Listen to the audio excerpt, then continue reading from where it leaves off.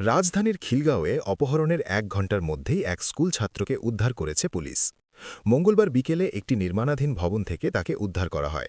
Police জানিয়েছে, প্রধানমন্ত্রী তারেক রহমান দ্রুত নির্দেশনা দেওয়ার পরই অভিযান জোরদার করা হয়।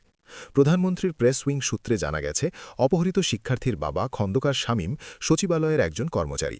ছেলের অপহরণের খবর পেয়ে তিনি কাঁদতে কাঁদতে প্রধানমন্ত্রীর দপ্তরে পৌঁছান। বিষয়টি জানার পরই প্রধানমন্ত্রী পুলিশকে তাৎক্ষণিক ব্যবস্থা নেওয়ার নির্দেশ দেন। উদ্ধার অভিযানের নেতৃত্ব দেন রমনা বিভাগের ডিসি মাসুদ আলম। তিনি জানান, খিলগাঁওয়ের ন্যাশনাল ল্যাবরেটরি আইডিয়াল স্কুল এর নবম শ্রেণীর ওই শিক্ষার্থী দুপুর ২:৩০টার দিকে স্কুল থেকে বের হওয়ার পর ৪ থেকে ৫ জন তাকে জোরপূর্বক একটি ৭ তলা নির্মাণাধীন ভবনে নিয়ে যায়। সেখানে তাকে মারধর করা হয়। এরপর তার বাবার মোবাইল নম্বরে ফোন করে ৫০,০০০ টাকা মুক্তিপণ দাবি করা হয় এবং টাকা না দিলে প্রাণে মেরে ফেলার হুমকি দেওয়া হয়।